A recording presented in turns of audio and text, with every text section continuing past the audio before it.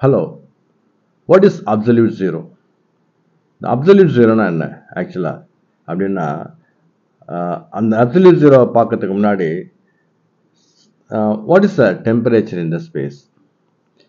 இப்போ பூமியில் வந்து டெம்பரேச்சர்னா எப்படி சொல்லுவோம் நம்ம நார்மல் அட்மாஸ்பியரிக் டெம்பரேச்சர் என்ன அப்படின்னா 30 டிகிரி செல்சியஸ். அதாவது பூமியுடைய கடல் மட்டத்துக்கு மேலே 30 டிகிரி செல்சியஸ் அப்படியே மேலே மேலே போக போக குறைஞ்சிட்டே போவோம். ஒரு இப்போ ஜெட் விமானங்கள்லாம் பறக்குது இல்லையா, பயணிகள் விமானங்கள்லாம், அதெல்லாம் வந்து 35,000 ஃபீட்டுக்கு மேலே தான் பறக்கும். எவரெஸ்டோடைய ஹைட்டு வந்து 8,000 மீட்ரு. ஒரு இது வச்சுங்க, 8,000 மீட்டர்னா ஒரு 24,000 25,000 அடி ஹைட்டு எவரெஸ்ட் மலை. அதுக்கு மேலே ஒரு 10,000 அடி உயரத்துலாம் வந்து பயணிகள் விமானம், ஜெட் விமானங்கள்லாம் பறக்குது. ஸோ 35,000 அடி உயரத்தில் அட்மாஸ்பியரிக் டெம்பரேச்சர் என்ன இருக்கும்? அட்மாஸ்பியரிக் டெம்பரேச்சர் என்னவா இருக்கும்? 35,000 அடி உயரத்தில் அட்மாஸ்பியரிக் டெம்பரேச்சர் என்னவா இருக்கும்? -55 டிகிரி சென்டிகிரேட். -55 டிகிரி, அதாவது ஜீரோட ரொம்ப குறைவு, 55 டிகிரி கீழே, 35 டிகிரி. அதை தான் வந்து விமானங்கள் வந்து ஃபுல்லாக இன்சுலேட் பண்ணியிருப்பாங்க. வெளில அந்த அதனால அந்த மேகத்தூளன்னு பூந்து போகுது பார்த்தீங்களா, அந்த மேகன்றது என்னதுன்னா நீராவி ப்ளஸ் டஸ்ட்டு. அதனால வெள்ளையாகவும் விதவிதமாகவும் தெரியுது. காரணம் அது நீராவி பனியாக உறைஞ்சிருக்கும், பனி துகளாக மைன்யூட் டஸ்ட்டாக இருக்கும், பனி புகை இருக்கு சொல்லுவோம் இல்லையா, அப்படி தான் அது மேகன்றது. அதுதான் இப்போ வந்து அப்சல்யூட் ஜீரோ. அப்படியே மேலே போக போக போக வந்து ஒரு குறிப்பிட்ட லெவலுக்கு போச்சுன்னா அட்மாஸ்பியர் எண்டு, அது காற்று மண்டலன்றது முடிஞ்சிடும். அதுக்கு மேலே போக போக காற்றினுடைய அடர்த்தி வந்து குறைஞ்சினே போகும். காற்றினுடைய அடர்த்தின்னு சொல்லும்போது இப்போ கடல் மட்டத்துக்கு மேலே, கடல் மட்டத்தில் காற்றின் இது என்னவா இருக்கும், காற்றினுடைய அடர்த்தி என்னவா இருக்கும் அப்படின்னு பார்க்கும்போது, கடல் மட்டத்துக்கு ஒரு அடி, கடல் மட்டத்துலேருந்து ஒரு அடி ஆகிட்டு வச்சுங்களேன். இதில் வந்து காற்றில் இருக்கிற அடர்த்தி, காற்றின் அடர்த்தின்னு சொல்லும்போது அதில் என்னெல்லாம் கலந்துருக்கும் உங்களுக்கு தெரியும். ஆக்சிஜன், நைட்ரஜன் தான் மேக்சிமம் இருக்கும், அப்புறம் ஆக்சிஜன் இருக்கும். இதெல்லாம் கண்ணுக்கு தெரியாத அணுக்கள். அதனுடைய அடர்த்தின்னு சொல்லும்போது கிட்டத்தட்ட 25 போட்டு பக்கத்தில் 24 சைபர் போட்டு அத்தனை மாலிக்யூல்ஸ் வந்து ஒரு கியூபிக் மீட்டரில் இருக்கும். ஒரு கியூபிக் மீட்டரில் 2.5 × 10^25 molecules or 25 × 10^24 molecules per cubic meter. ஒரு கன மீட்டருக்குள்ள இந்த 25 பக்கத்தில் 24 சைபர் போடுங்க, அவ்வளோ மாலிக்யூல்ஸ் இருக்கும். மாலிக்யூல்ஸ்ன்றது 4-5 ஆட்டம்ஸ், 2 ஆட்டம்ஸ், 3 ஆட்டம்ஸ் ஒன்றா சேர்ந்தா ஒரு மாலிக்யூல். அப்போ அப்படியே நீங்கள் மல்டிப்ளை பண்ணிக்கலாம். இது வந்து கடல் மட்டத்துக்கு மேலே ஒரு ஹைட்டில் அப்படியே போகப்போ அந்த காற்றின் அடர்த்தி குறைஞ்சினே போகும். அட்மாஸ்பியர் எண்டு வந்துச்சு வச்சுங்களேன், அட்மாஸ்பியர் அந்த ஸ்ட்ராட்டோஸ்பியர், டோபோஸ்பியர்லாம் சொல்கிறாங்க இல்லையா, கடைசியில் லாஸ்ட் இதுக்கு மேலே போக போக அந்த காற்றின் அடர்த்தி குறைஞ்சினே போகும். அடர்த்தினா number of molecules will automatically degrees.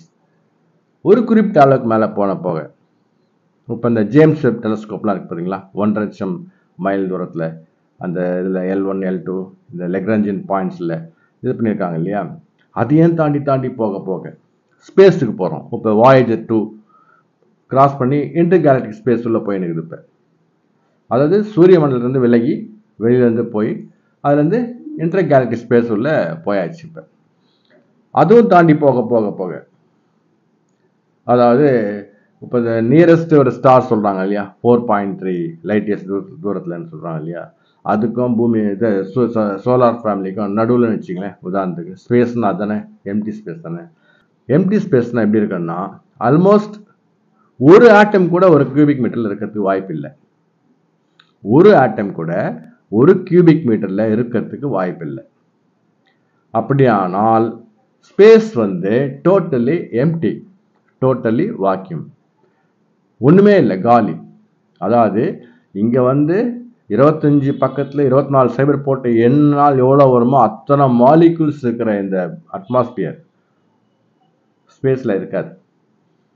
அங்கே அதே ஒரு கன மீட்டரில் ஒரே ஒரு ஆட்டம் கூட இருக்கிறதுக்கு வாய்ப்பு இல்லை. ரொம்ப ரேர் அப்படின்றாங்க. அதாவது டோட்டலி எம்டி, அதாவது ஐடியல் எம்டினஸ் வச்சுங்களேன். ஐடியல் எம்டினஸ் இதுதான், அப்படிதான் சொல்லணும். அது சூப்பர் எம்டி அப்படி சொல்ல ரொம்ப நல்லா இருக்கும். சூப்பர் எம்டி அது ஸ்பேஸ் வந்து. இப்போ பூமியில் டெம்பரேச்சரை பற்றி பண்ணுறதுக்கு மெஷர் பண்ணுறதுக்கு எதெல்லாம் யூஸ் பண்ணுறோம்? செல்சியஸ் அல்லது ஃபாரன்ஹைட். ஒன்று இது இல்லை அது. ஆனால் ஸ்பேஸை பற்றி பார்க்கும்போது, ஸ்பேஸில் என்ன டெம்பரேச்சர் அளக்கும்போது இது ரெண்டும் அங்கே உதவாது. இதுக்கு தான் என்ன பண்ணாங்க, கெல்வின்னு சொல்லிட்டு ஒரு அளவீடை விட்டுன்னு வந்தாங்க. கெல்வின் என்னன்னா 0 டிகிரி கெல்வின்னா அப்சல்யூட் ஜீரோன்னு அர்த்தம். அப்சல்யூட் ஜீரோனா என்ன அர்த்தம்னா ரொம்ப ரொம்ப ரொம்ப சிம்பிள். ஸ்பேஸில் வந்து பார்ட்டிகிள்ஸ், பார்ட்டிகிள்ஸ்னா மாலிகுல்ஸோ ஆட்டம்ஸோ வாட் எவர் பார்ட்டிகிள்ஸ், அது எந்த அளவுக்கு வேகமாக இயங்குதோ அந்த அளவுக்கு டெம்பரேச்சர் அதிகம். வேகமாக அந்த வேகம் வந்து குறைய டெம்பரேச்சர் குறைவு. இதுதான் வந்து ஸ்பேஸை பொறுத்த வரைக்கும் டெம்பரேச்சர் அளக்கிற ஒரு மெத்தட்.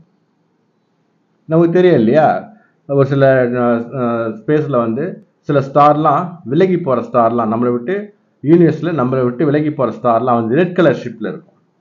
ரெட் ஷிஃப்ட் இருக்கும் அதனுடைய இது ஸ்பெக்ட்ரம் எடுத்து பார்த்தா. நெருங்கி வர ஸ்டார்லாம் வந்து ப்ளூ கலரில் இருக்கும். அதாவது ப்ளூ கலர்னா சொல்ல போனால் வந்து அந்த நட்சத்திரம்னு சொன்னாலே வந்து அது ப்ளூ கலர்னா வந்து ஹை டெம்பரேச்சர் தான் அர்த்தம். புரியுங்களா? எந்த நட்சத்திரம்லாம் நம்ம விலகி போதோ அதெல்லாம் வந்து ரெட் ஷிஃப்ட். அந்த அந்த ஸ்பெக்ட்ரம்ல வந்து ரெட் ஷிஃப்ட், ரெட் பக்கம் ஷிஃப்ட் ஆகும். ப்ளூ கலர்ல இருந்ததுன்னா அது நெருங்கி வருதுன்னு அர்த்தம், ஹை டெம்பரேச்சர்னு அர்த்தம். இதுதான் வந்து புரியுங்களா? பொதுவாகவே வந்து வேகமாக செல்லக்கூடிய, வேகமாக இயங்குற இடத்துல இருக்கிற துகள்கள் வந்து ஹீட் அதிகமாகும். துகள்கள் மூவ்மெண்ட்டே இல்லாமல் இருந்ததுன்னா அங்கே 0 degree, that is absolute zero. இதுதான் வந்து நம்ம அப்சல்யூட் ஜீரோன்னு சொல்கிறோம். There is no movement of particles in a particular space, in a particular volume. அதை வந்து நம்ம அப்சல்யூட் ஜீரோன்னு சொல்கிறோம். அதுதான் 0 டிகிரி. புரியுங்களா? 0 டிகிரி கெல்வின் சொல்கிறது தான் வந்து அப்சல்யூட் ஜீரோன்னு சொல்கிறது. அப்சல்யூட் ஜீரோனா -273.15 டிகிரி செல்சியஸ், -273.15 -273 சொன்னாலே போதும். இதுதான் வந்து அப்சல்யூட் ஜீரோ. அது வந்து நம்ம ஃபாரன்ஹைட்டில் சொல்லலாம்.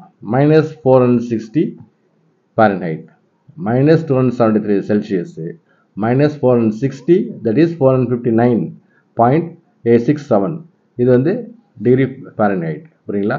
ஸோ -273 டிகிரி செல்சியஸ் தான் வந்து நம்ம 0 டிகிரி கெல்வின் சொல்கிறோம். That is absolute zero. ஓகேங்களா? மீண்டும் ஒரு நல்ல தகவலோடு சந்திப்போம்.